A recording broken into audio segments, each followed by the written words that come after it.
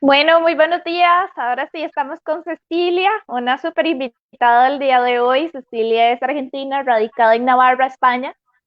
Ahorita ella les va a comentar un poco más sobre cuál ha sido su historial de trabajo, de experiencia, que les adelanto que es invaluable. Es un honor tenerla aquí como invitada para conversar sobre un tema que no es tan común, que es donde llega a converger la transición energética que estamos viviendo y el papel de las mujeres en esta transición energética.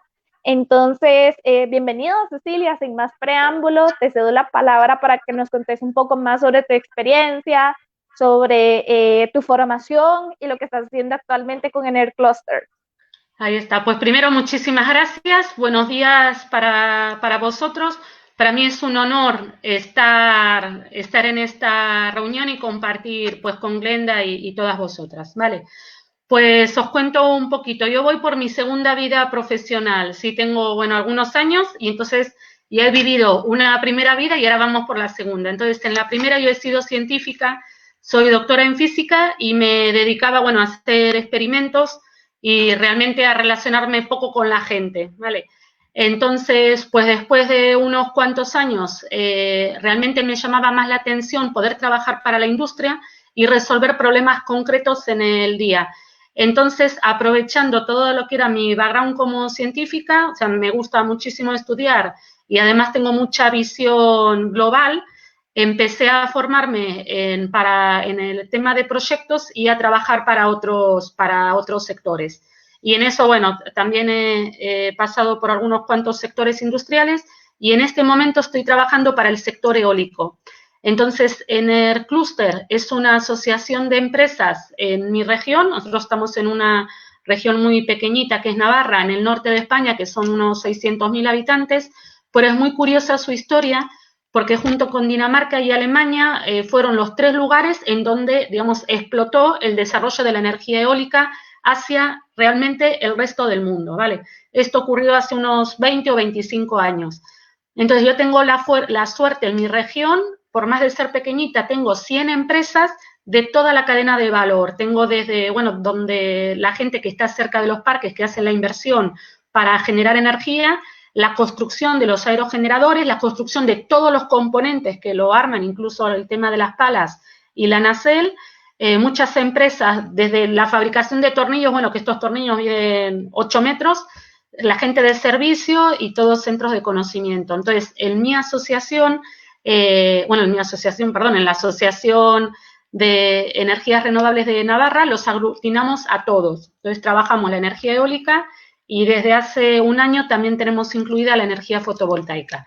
El tema de la parte de género me viene por otra asociación en la que soy secretaria, que es AMENNA, que es la Asociación de Mujeres Empresarias y Directivas también de mi región. Entonces, es una buena oportunidad. Al final, el tema de género lo vamos llevando en una mochila que tenemos todas las mujeres y las que podemos estar más en contacto con medios de comunicación o que nos relacionamos en redes, al final siempre lo tenemos que llevar y intentar ayudar a otras mujeres que igual no tienen esta oportunidad. Y justo aquí con el tema de la energía, sí que es necesario cruzar los dos temas, ¿sí? Se está viendo, o sea, sale muchísimo en prensa y el tema de la energía es cada vez nos va a llegar a más, porque es necesario, hablaremos un poquillo más de ello, pero también es una oportunidad para darle más espacio a las mujeres y más toma de decisiones. Y así quieres al ratito entramos ya en este tema.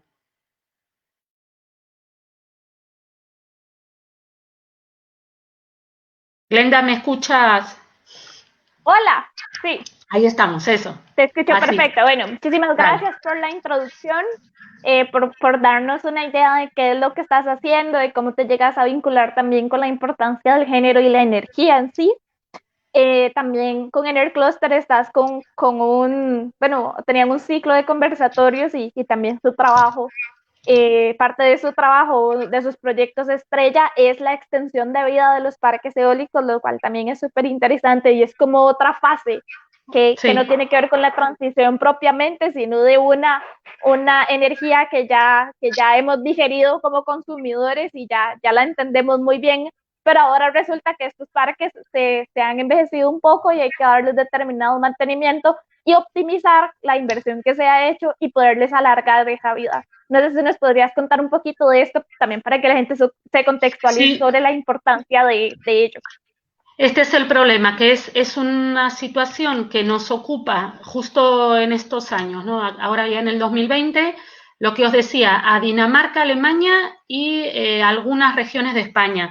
El resto de los países de Europa y el resto de los países del mundo, como fueron siguiendo este camino, les va a ocurrir esta situación, pero dentro de unos años. Pero realmente para nosotros está ocurriendo ahora. Cuando se diseñaron todos estos equipos, realmente en la parte de estructura sí que los ingenieros diseñan con unas tolerancias, con lo cual no se van a caer porque sí, no hay problema de esto, pero sí que hay algunos temas a tener en cuenta. Por ejemplo, entonces, claro, es muy difícil porque nosotros tenemos, como os contaba, tengo muchísimos tipos de empresas implicadas en este negocio. Entonces, cada uno defiende su negocio, su empresa desde su punto de vista. Y nosotros lo que quisiéramos en este momento es tener como un estándar global, que todos entendamos lo mismo. Y realmente nos está costando porque no ha habido gran recorrido, entonces estamos intentando hacer antecedentes. ¿Qué es lo preocupante de este tema? Pues, por ejemplo, que tiene que entrar personal a mantener estos equipos o a hacer cambios de componentes. Entonces, claro, tengo que cuidar su seguridad. Eso desde un punto de vista. Luego, estos equipos tienen que ser seguros al conectarlos a red. Tienen que producir la misma calidad de energía que un equipo nuevo que a veces mide 4 veces más. Luego, con respecto a la transición energética, nosotros estamos, claro, generando una energía. Claro, esa energía la tengo que mantener, esa potencia hay que mantenerla, pero ¿por qué no podría, ya que tengo el espacio, pues producir más? Luego, claro, desde el punto de vista de los dueños de estos equipos, ellos quieren su ganancia. Entonces ya los tienen amortizados y lo que quieren es que les den más negocio. Entonces es bastante complejo. Tampoco sabemos, por ejemplo, qué es lo que les va a pedir el gobierno, porque todavía no hay demasiadas leyes. Entonces es como que estamos haciendo un trabajo de base intentando tener en cuenta a todos los agentes. Fue muy curioso porque organizamos unas reuniones con 16 empresas.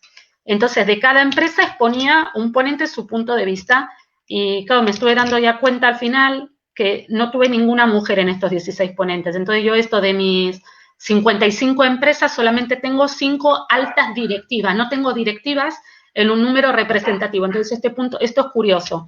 ¿Qué cantidad de mujeres participan en el sector de la energía? ¿Quiénes toman las decisiones? Al final, como ciudadanos, estamos bastante en paridad, como ciudadanos normales. Pero luego hay que pensar quiénes toman decisiones por nosotros que nos afectan, o en la parte de gobernanza, o desde la parte política, o desde las empresas privadas. Y realmente ahí cojeamos bastante, porque al final terminan tomando decisiones que nos implican a nosotras, pero nosotras no estamos en esas mesas. Entonces, esto es un tema que hay que tener en cuenta. Aquí os lo he explicado, bueno, con esta serie de reuniones, pero claro, con el tema del cambio energético, pues también nos toca de lleno. Sí. Claro, claro, sí. Bueno, muy importante entonces esta introducción por lo que acabas de mencionar, que lo decís con conocimiento de causa, el hecho Sí. de que la representación es bastante desproporcionada en cuanto a género, y es básicamente eso lo que buscamos con Sea Women, una participación más equitativa en procesos de desarrollo sostenible y de acción climática, que por supuesto las energías renovables y limpias tienen que ver con tanto el desarrollo limpio como el desarrollo sostenible. Por eso es que me parece muy interesante tenerte aquí también por la trayectoria que tenés como mujer en el mundo STEM, una mujer en científica. Entonces, para ir contextualizando a las personas, vamos a abordar 3 temas en específico. Uno es el papel de la mujer como ciudadana, porque como decías, el papel del ciudadano como tal es súper importante para la toma de decisiones y también por la decisión de cómo utilizar la energía dependiendo de cómo se estandaricen los precios de la misma.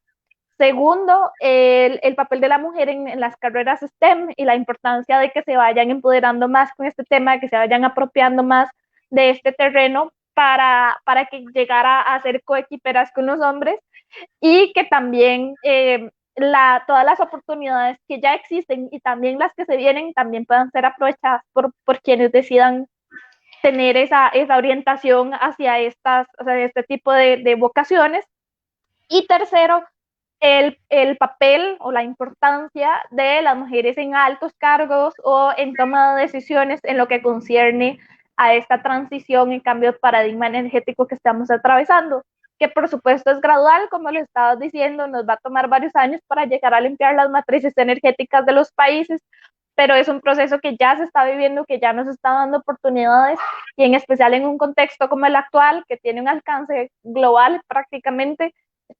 Tenemos que empezar a ver qué alternativas existen y qué tenemos más a la mano, que como decías, el hecho de que sea energía distribuida, que haya esta posibilidad, también se configura de forma distinta y se puede organizar de manera distinta esta inclusión de la mujer, y como líder en una misma comunidad puede empezar a dirigir, por ejemplo, la capacidad instalada cerca de su casa. Entonces, ahí es importante tomar en cuenta los beneficios también que brinda la energía renovable en comparación con el modelo tradicional de hidrocarburos que ya veníamos trabajando. Entonces, vamos a iniciar con el cambio de paradigma energético. Entonces, acá te cedo la palabra. Muchas gracias. Vale, entonces ya lo has explicado muy bien, pero hacemos igual como un esquema para que se entienda bien dónde es que estamos, ¿sí? Entonces, si bien los humanos siempre hemos requerido energía, desde la revolución industrial para aquí, nuestro consumo se ha acelerado. Cada vez necesitamos más energía, por lo que hemos buscado distintas fuentes, en principio que sean eficientes, ¿sí? Entonces, desde el siglo pasado, las fuentes más eficientes que teníamos a mano eran, bueno, el carbón, principalmente con todo el tema de vapor de agua, todo el petróleo y lo que tiene que ver con la movilidad y los transportes, nafta, gasolina, gasoil y todos los derivados, ¿vale? Estas fuentes están muy bien, son muy eficientes. El problema, bueno, tienen dos problemas. Uno es que emiten contaminantes, con lo cual estamos estropeando nuestro propio medio, el propio planeta, y por otro lado, algunas de ellas se están agotando. O sea, ya sabemos que estas fuentes no van a ser infinitas, con la cual en algún momento hay que cortar, ¿vale? Entonces, principalmente por el tema del cambio climático, ya estamos, al principio igual fueron algunos escépticos, pero cada vez más, y ya está toda la sociedad, todos los científicos, y ya por suerte toda la sociedad lo ha entendido, salvo algunos personajes un poco raros, algunos políticos, pero ya lo hemos entendido que tenemos que cuidar el planeta. Entonces, ya sabemos que tenemos que cambiar a otras fuentes de energías que sean limpias, o por lo menos que contaminen o impacten menos en el medio ambiente. Tenemos, por suerte, una variedad o un gran abanico de estas fuentes según los que sean los recursos de cada uno de los países, ¿sí? El viento, pues casi todos los países tienen viento, solar, casi todos los países tienen solar, agua igual algunos tendrán más, otros menos, pero tenemos toda la energía hidráulica, la geotérmica, que es la que nos proporciona la diferencia de temperaturas con respecto a algunas capas inferiores de la Tierra, el tema de la biomasa. Entonces estas serían las principales, ¿sí? Entonces, por un lado, es verdad que este traspaso de energías no va a ser de un día para otro, ¿sí? Lo mismo que comentaba en la asociación donde trabajo, hay empresas con muchísimos intereses, entonces tampoco es real que una empresa cierre sus puertas y abandone completamente su negocio. Entonces esto hay que entenderlo también así, que esto nos va a llevar un tiempo a hacer este cambio. Entonces, eso es en la etapa que estamos ahora. Ahora estamos haciendo una transición, un cambio de modelo energético donde conviven todavía las dos fuentes, ¿vale? Los que lo hemos entendido que hace falta las energías limpias, nos gustaría que esta transición sea mucho más rápida, pero realmente hay que tener paciencia. Así que se van consiguiendo objetivos, o se van algunos países obligando objetivos, pero realmente todavía estamos conviviendo. Entonces, como ya sabemos a dónde vamos a ir, el futuro va a ser de energías limpias. Al final hay que entender también qué es lo que caracteriza la situación que tenemos ahora y hacia dónde queremos ir. Entonces, ya fuiste comentando alguna. Esta nueva energía va a ser distribuida. No es como en el modelo anterior, que había algunos pozos petroleros en donde algunos países eran dueños de esos pozos y el resto les tenían que comprar de forma obligada porque no tenían el recurso. Esto ya no ocurre, ¿vale? El país que quiera y que sea listo, porque al final viento y sol tienen casi todos los países, va a poder tener sus propias energías, con lo cual decimos que la energía, estas energías limpias son democráticas, ¿vale? Luego, la energía distribuida. Se me había ido y se me fue la idea. Vale, la energía distribuida es que esta energía no se va a generar en un espacio concreto, sino que cualquiera que quiera, sea una población o un país o una región o una familia a título individual, va a poder tener acceso a esa energía. Entonces, es verdad que podemos ver grandes parques eólicos en montañas o en zonas o incluso en el mar, pero también podemos adquirir nuestra energía o generarla en nuestros propios techos. Y no tiene por qué ser en nuestras propias casas, ¿sí? También puede ser en unos techos comunitarios, en la iglesia o en un colegio o en un edificio deportivo. Entonces, se puede incluso hacerlo de forma colectiva o empezamos a hablar de comunidades energéticas. Entonces, si varios vecinos se ponen de acuerdo, igual es más sencillo colectar esta energía en un techo y luego repartirla por necesidades. Entonces, este va a ser el concepto de energía distribuida. Vamos a ver cada vez más equipos que requieran energía y eso es lo interesante porque, por ejemplo, al día de hoy el coche o los automóviles, claro, dependen todavía del petróleo o de la nafta. Entonces, hay un movimiento global para introducir el coche eléctrico. Esto es más conveniente desde el punto de vista de la energía porque así ya no utilizamos esa fuente contaminante y el coche eléctrico sí que estaría colgado de estas nuevas generaciones de energía. El tema es bastante amplio, también podríamos pensar que esto se va a dar o esto no se va a dar y hacemos directamente un cambio mental y ya nunca más utilizamos coche y seguimos utilizando bicicletas o vamos caminando. Entonces, el tema es como más complejo, pero hacia esto iríamos. Y luego, con respecto a las mujeres y al tema de género, sí que está el rol del consumidor, o sea, como consumidoras, ¿sí? Tenemos que entender todo esto que ocurre y hayamos hecho una carrera de ingeniería o no, o sea, como ciudadanas normales, sí que tenemos que entender esto que está sucediendo y poder demandar explicaciones y poderlo comprender bastante. Y que la transición sea justa. Esto quiere decir que el cambio de modelo no deje gente tirada o gente más vulnerable que la que hay ahora. ¿Sí? Me está dando reflejo los anteojos. Por ejemplo, trabajadores y trabajadoras que estaban en las fuentes anteriores, no puede ser que los dejemos en la calle. Tenemos que agarrar todos esos trabajadores y formarlos para que sigan trabajando en el modelo nuevo, ¿vale? Luego, colectivos vulnerables, que normalmente o la mayor parte van a ser mujeres y niñas, no las podemos dejar colgadas, ¿sí? Tenemos que poderlas ayudar a que también se incorporen en el nuevo modelo y no sufran por ello. Esto significa que la transición sea justa, que si hacemos un cambio de modelo, no perjudiquemos a la población. A veces se dice, ¿no?, que por ese beneficio para el planeta estemos perjudicando a la propia especie humana. Eso no puede ocurrir, ¿vale? Entonces, ahí va el tema de la transición justa. Y entonces, todo esto está muy bien, este discurso es muy bonito, pero claro, nosotras como mujeres le tenemos que prestar muchísima atención al tema de género para que en particular también salgamos beneficiadas. Por ejemplo, un informe de IRENA, el que has puesto aquí, que es del 2019, es una encuesta que se hizo con más de 7.500 empresas. Entonces, sí que se reconoce que este cambio de paradigma va a traer 10 millones de empleo. Claro, lo importante sería que 5 millones sean para nosotras, porque que si no, encima, si más de 5 millones van para hombres, terminamos perdiendo. Claro, ¿cómo hacemos para quedarnos con esos empleos? Bueno, en el momento actual, y yo más o menos en mi clúster sí que tengo estos números, en el sector de la energía, el 35% del empleo es para mujeres, o sea, ya tenemos un porcentaje menor. Pero de ese empleo, la mayor parte de las mujeres están trabajando o como administrativas o como contables o en el sector comercial o en el sector de marketing.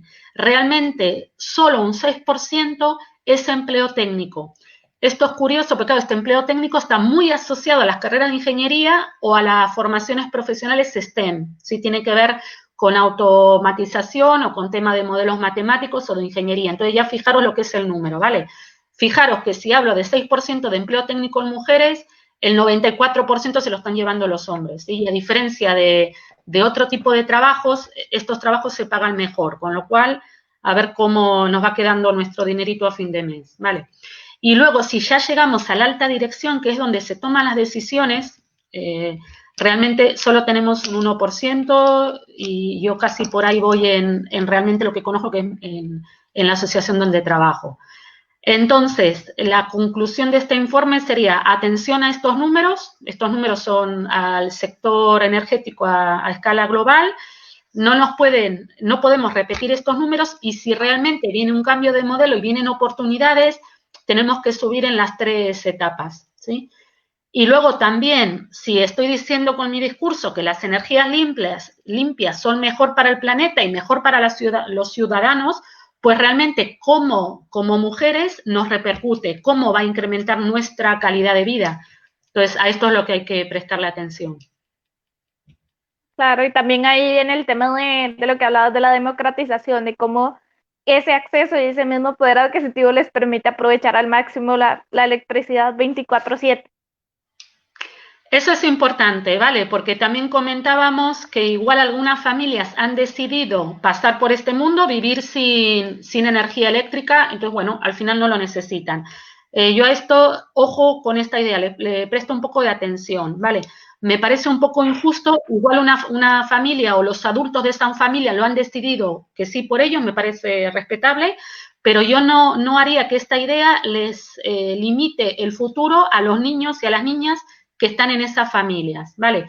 Porque al final los estamos limitando. Entonces, si no tenemos acceso a la electricidad, pues ya nos vamos quedando con menos esperanza de vida, pues entonces no tenemos acceso a ocio, no tenemos acceso a internet, las horas que le podemos dedicar al estudio y a las tareas escolares se van a quedar limitadas por la hora en que se pone el sol.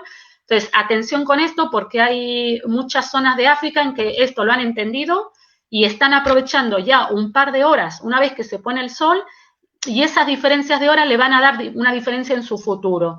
Entonces yo esto sí que lo animo, o sea, que es importante el acceso a la electricidad porque va muy vinculado con nuestro bienestar, ¿vale? Con todo el tema de salud o con el tema de cómo preparamos los alimentos, el tema de la calidad de vida o cómo incluso si gran parte de nuestro día es el trabajo, cómo podemos utilizar máquinas que nos ayuden a nosotros estar un poco más tranquilos y a producir más, que eso al final luego se representa en ventas y también vuelve con dinero.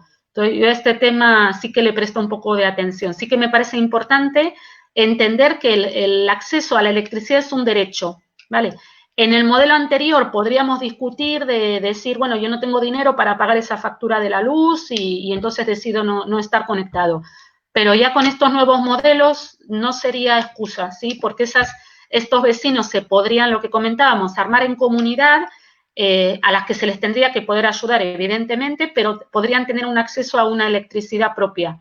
Entonces ya casi que eso sería una excusa que no tendría por qué estar. Eso.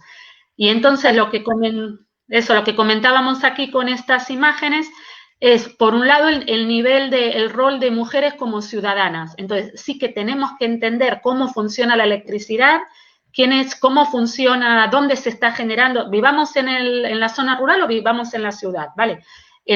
Cada uno en su país, cómo se genera la energía, en qué lugar, cómo se transmite a una red, por qué hay redes de alta o redes de baja tensión, si son peligrosas, si no, quién las mantiene, y luego cómo bajan en tensión y llegan a nuestros hogares. Eso es importante entender, si eso es del gobierno, si eso son empresas privadas, o sea, cómo funciona.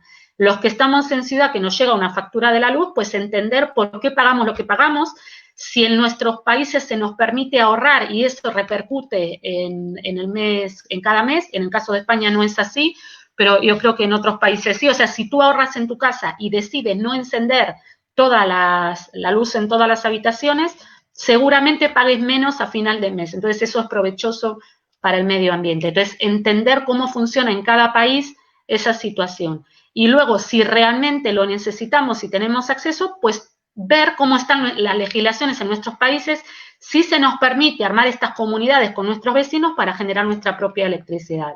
Entonces, esto es desde el punto de vista individual de qué es lo que hago yo para incrementar mi propio bienestar y el de mi familia. Y normalmente, como estas decisiones la toman las mujeres, pues es importante tener ese conocimiento y no decir, no, yo no soy ingeniera, pues yo de esto no entiendo, que lo decida mi marido. Pues tu marido igual que tú, ¿vale? O sea, los dos están capacitados por igual por entender. Entonces, al final, las carreras nos habilitan para algo, la que será abogada entenderá un poco más de leyes, pero al final son temas en las todas tenemos que ser curiosas, tenemos que preguntar, tenemos que leer, tenemos que preguntarle a nuestras amigas, hacer redes y enterarnos, realmente es importante, ¿vale? Y luego está el otro ámbito, el que decíamos más asociado al tema de empresa o más asociado al tema de gobernanza, las que son más políticas o las que están en gobierno o las que están en empresa, y ahí tendríamos dos vías para trabajar. Por un lado, los puestos técnicos, o sea, todos los puestos técnicos que cobran más que otro tipo de trabajos, se los están llevando los hombres. Entonces, nosotros si hacemos una comparativa a fin de mes, cuánto dinero cobramos las mujeres y cuánto dinero cobramos los hombres en un país, nos vamos a dar cuenta que hay una diferencia abismal, porque al final las formaciones tradicionalmente masculinas ganan más dinero y el mundo está montado así y entonces esto no lo podemos permitir. Entonces tenemos que tener más perfiles de STEM, ¿vale? A nuestras edades ya es difícil. Entonces, lo que nosotros estamos haciendo, pues por lo menos en nuestra asociación, nos hemos dado cuenta, es trabajarlo ya desde pequeñitas, desde el parvulario, las escuelas infantiles, la primaria, en esas edades, y hay que empoderar a las mujeres, animarles a hacer experimentos, a que pregunten, a que sean curiosas, y no que se queden con la idea de que la ingeniería es de hombres y son cosas muy difíciles de entender, que estamos capacitados por igual. Lo que pasa que históricamente es como que hemos tenido roles Techos diferentes de cristal. en un lugar. Sí. Entonces, esto claro, tiene que ver con los perfiles. En la universidad es tarde, porque ya cuando una chica llega a la universidad ya elige una carrera y si no ha tenido esta visión ya es tarde. En la escuela secundaria o el instituto ya estamos viendo que es tarde también, que hay que trabajarlo desde más pequeñitas, ¿sí? Entonces, esto es el tema de fortalecer muchísimo las opciones de los perfiles, en darle a entender a una niña que tú puedes elegir una carrera de sociales o puedes elegir una carrera de ingeniería y es perfectamente válido cualquiera de las dos. Y estás totalmente preparada igual que un chico. Lo que tienes que ser es curiosa y que no te den miedo las matemáticas, entonces estar dispuesta a estudiar y a disfrutarlas, que está muy bien. Claro, yo como vengo de esa área, a mí me encanta, yo las disfruto muchísimo. Y a las niñas que tengo cerca intentamos hacer experimentos, no tengas miedo, toca botones, que nada se va a romper, que no te vas a quemar, que ahí va el tema. Y luego con la alta dirección hay otro tipo de barreras. Esto es curioso, las palabras barreras, ¿sí? Ahora me estoy dando cuenta qué significa barreras, algo que tenemos que saltar y para nosotros es muy difícil, nuestras barreras son muy altas, ¿vale? Entonces, en el tema de alta dirección es verdad que hay muchas mujeres que están en el trabajo y llega un momento que o nadie las elige o no tienen la oportunidad o cuando se les da la oportunidad de ser directivas, rechazan y dicen que no. Entonces hay unas cuantas barreras, el año pasado hicimos un trabajo para identificarlas, pero esto tampoco va bien porque estas mujeres en la dirección son las que nos ayudarían a defender al resto de mujeres, con lo cual llegar a estos puestos es muy importante y no los podemos rechazar y tenemos que pelear por poder tener esas oportunidades, porque deberíamos tener ahí una paridad y realmente ya estamos mirando el porcentaje que es un 1% contra 99. Entonces, creo que toma de decisiones vamos a hacer contra nosotras mismas si somos 1 contra 99. Entonces, eso es otro punto, que son unas barreras diferentes, pero también habría que entender cuáles son y ayudar a los que podemos. Fortalecimiento interior y cambio de esos sesgos y de esa percepción hacia ese tipo de puestos. De hecho, es muy importante lo que estás diciendo porque no hay tiempo, o sea, se nos viene un gran cambio, cada vez más, un cambio más rápido, más exponencial. Y es justamente las personas que ahorita están preparadas, que tienen la cantidad de años de experiencia necesarios para ocupar un cargo como tal, son las que deberían estar ahí, no podemos esperar ya, entonces hay también como un sentido de urgencia para concientizar y determinar cuáles son esas barreras, y eso es un hallazgo que en realidad yo no conocía, y creo que pocas personas lo conocen, porque muchas veces tendemos a achacar esa falta de representación femenina en puestos de liderazgo, de toma de decisiones e incorporaciones, porque no se les da la oportunidad, pero el hecho de rechazarlo también es algo de ponerle atención. Sí, conocemos más casos igual de rechazo porque ellas no quieren, pero es también un tema mental, como igual somos muy perfeccionistas, ¿no? Y decimos, como hay muy pocas mujeres, nos pensamos que las que llegan ahí es que tienen que ser buenísimas. Y al final es lo mismo, al final también hay muchos hombres que son buenísimos y muchos hombres que no, y no pasa nada porque el mundo está armado así. Entonces, cuando nos dan esas oportunidades, nosotras mismas, bueno, hay varias barreras, pero una dice que pensamos que vamos a ser incapaces para ese puesto, que no estamos preparados, que va a ser una carga y que si no lo hago perfecto, no sé quién me lo va a echar en cara, y no tiene por qué ser así. Al final hay que valorar, mira, tú como llegaste hasta aquí, lo vas a hacer lo mejor que puedas, y si te equivocas, pues no pasa nada, porque el resto de los 99 compañeros hombres no son los 99 perfectos. Entonces todos estamos aquí para aprender y para hacerlo lo mejor posible. Pero sí que es importante cuando llega ese momento, a veces lo estamos pensando a título individual, a ver si a mí me conviene o no me conviene, o cómo hago en casa, o si gano dinero o no, pero también habría que valorar qué importante es para todas el resto de mujeres que no están teniendo esta oportunidad, y que si yo tengo la oportunidad de aceptarlo y de hacer bien mi trabajo y ayudar a muchísimas más mujeres, eso es muy valioso para nosotras como especie, porque si no, vamos a tardar 400 años más, y yo no lo voy a ver. Ajá. Claro. Claro, sí, sí, sí, es algo que hay que abordar ya, para ayer Ya. es tarde. Esta era la última diapositiva, ¿verdad? Sí, sí. No, Cecilia, quería preguntarte también otra cosa. O sea, ya abordamos esta parte y quería preguntarte qué opinas sobre las oportunidades que brinda la generación distribuida, porque ayer estuve leyendo sobre eso y me pareció muy interesante que efectivamente es algo que da un poco más de oportunidad a la mujer por el tema de que muchas veces su desempeño no es óptimo por toda la responsabilidad de cuidado que tenemos a las espaldas, que eso también es otro tema que se debería abordar para que vaya cambiando y para que vaya siendo compartido también con otros seres humanos de su núcleo familiar, sean hombres o mujeres, pero digamos, sin centrarnos en eso, el tema de la cantidad de responsabilidades que a veces son un tema biológico, por ejemplo, una mujer embarazada o con un niño muy pequeño que tal vez tiene que amamantar y así, los tiempos de desplazamiento y la disponibilidad para trabajar a veces es menor, o si es que existe, ¿verdad? Es menor, o a veces simplemente no quieren ir a trabajar. Entonces el hecho de que las renovables nos den esa oportunidad de que sea distribuida y un poco, tal vez la posibilidad de que sea más cerca de nuestras casas, también da esa oportunidad de liderar este cambio. Sí, por eso, sería muy difícil que alguien, por ejemplo, ponga una instalación renovable en su propia casa. Sí, de hecho, todavía igual no es rentable. Es más económico y más eficiente trabajarlo en grupos. Entonces, aquí lo que se está animando es hacer estas comunidades de energía, ¿vale? Entonces, ¿por qué? Porque bien, con un grupo de vecinos o en un barrio es mejor aprovechar una gran instalación en un techo y luego desde ese techo se va a dar energía a los distintos hogares. Entonces, esto tiene más sentido, va a ser más económico e incluso no tendrían por qué ni todas las familias comprar estos equipos, ¿sí? Sino que tendrían que incluso haber una parte o desde un banco mundial o desde un ayuntamiento colaborar. Y también hay un modelo, por ejemplo, en donde los dueños de esas placas solares va a ser una tercera empresa y entonces lo que paga cada familia es una especie de alquiler o solo por el consumo. Entonces, a partir de aquí se abren como otros modelos de negocio que hasta ahora no existían, no sabíamos cómo hacer, ¿vale?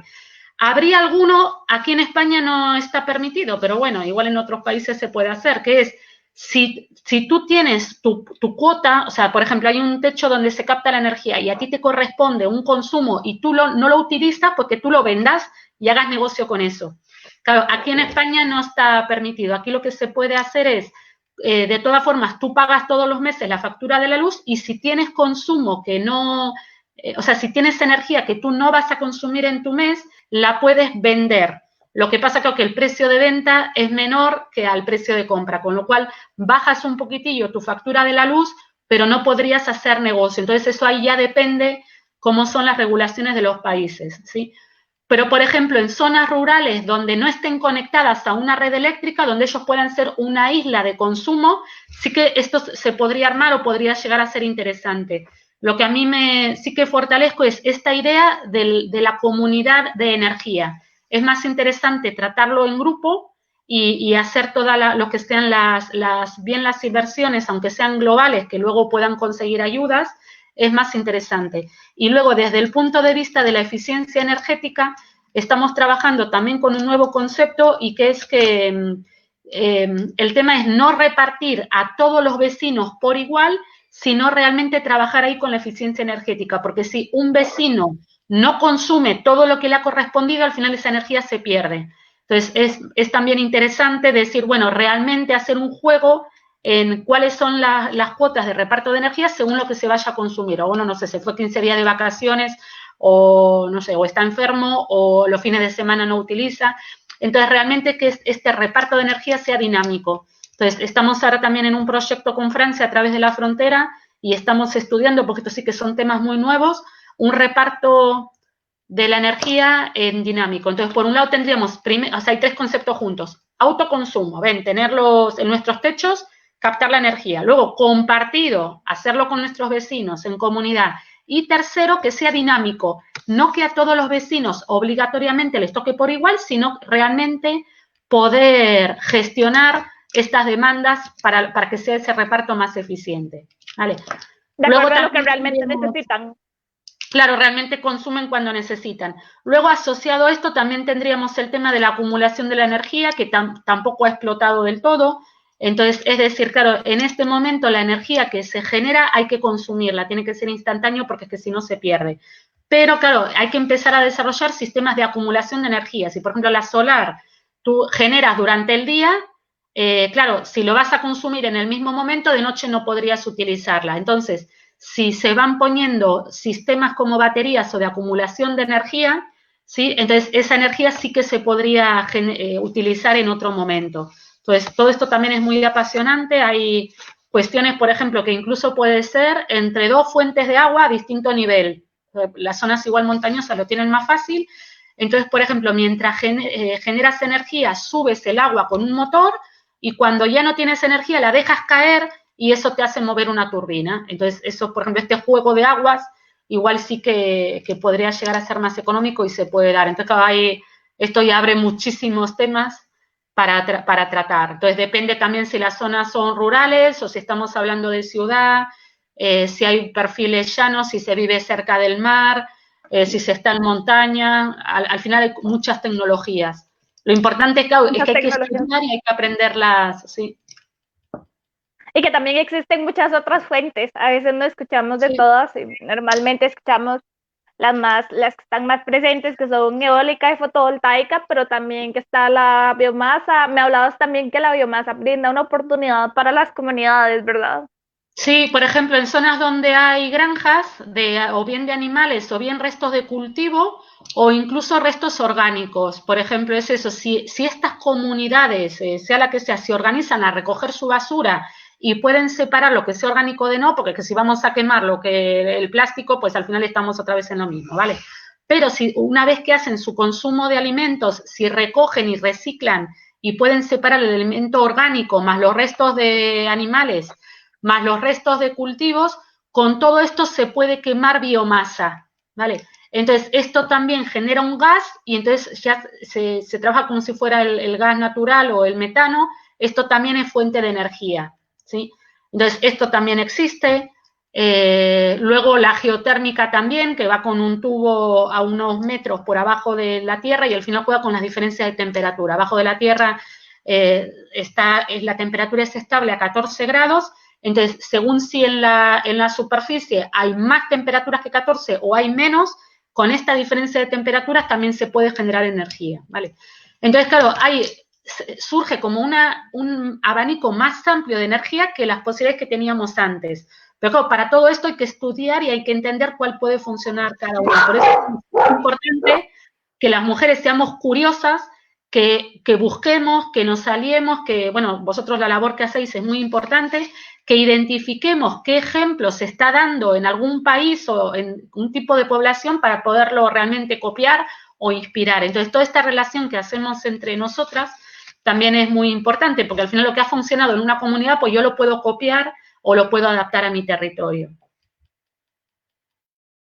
Sí.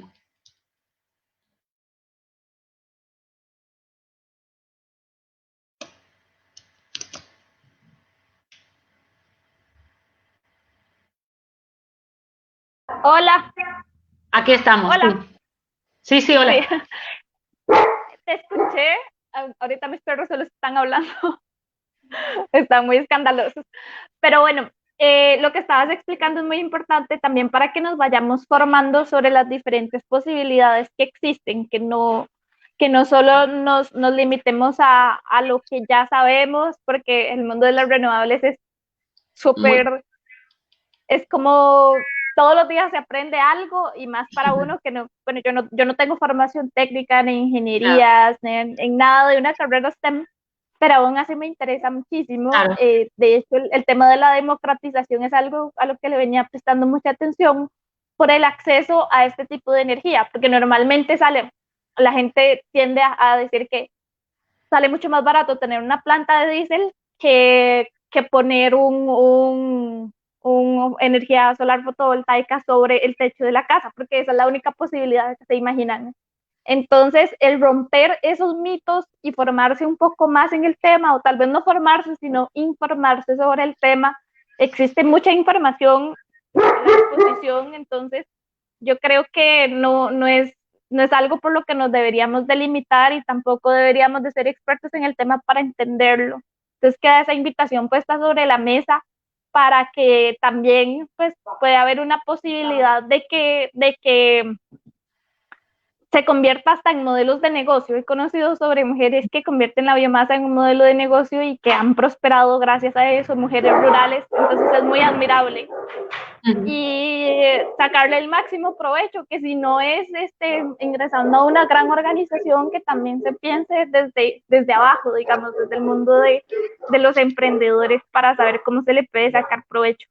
Cuestión de creatividad y de identificar esos nichos de mercado que ya están surgiendo cada vez más y se están fortaleciendo porque el consumidor cada vez es más educado. Sí, de esto se trata. Por ejemplo, se me venía a la cabeza, hay, por ejemplo, hornos solares, que es una especie de parábola, o sí, como si fuera una media esfera de un material que refleja. Entonces, esto es un horno solar.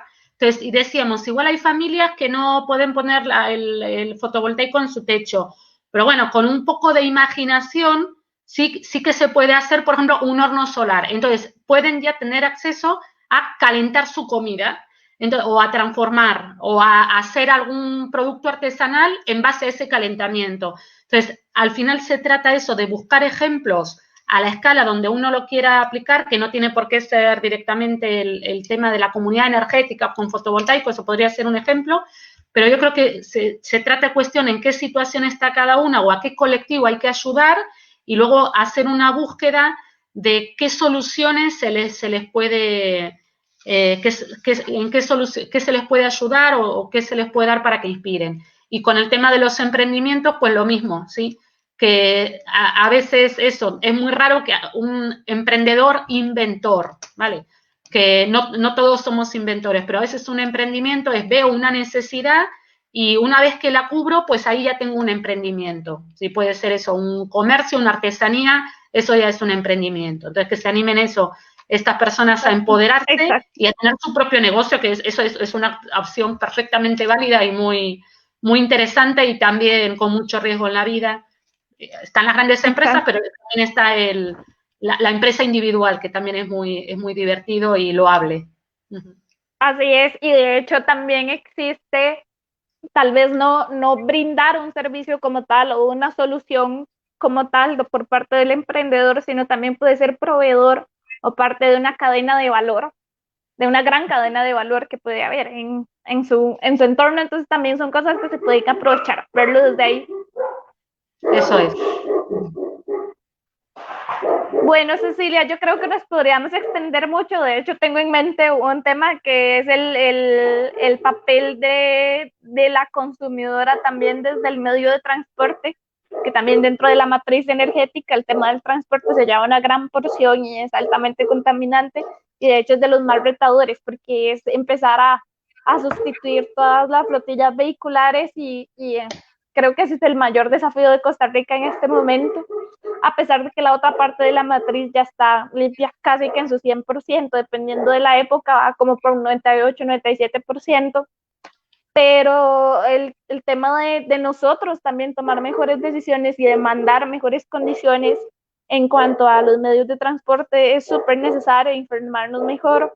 Ahorita hay un gran debate sobre la implementación de un tren eléctrico en Costa Rica, donde hay quienes contemplan solo los tiempos de desplazamiento, hay otros que contemplan el tema de la descarbonización del país, pero definitivamente hay que dar un punto de vista más integral, porque como decías, está muy bien ser muy conscientes en la parte ambiental, pero que también no se vulneren los derechos como seres humanos, entonces tenemos que llegar a ese equilibrio que puede ser alcanzable perfectamente mediante una visión holística, como decía, de la sostenibilidad en su triple dimensión social, ambiental y económica, pero creo que eso es algo que se llevaría un live completo, el tema de la movilidad y de la toma de decisiones en cuanto a eso como ciudadanos.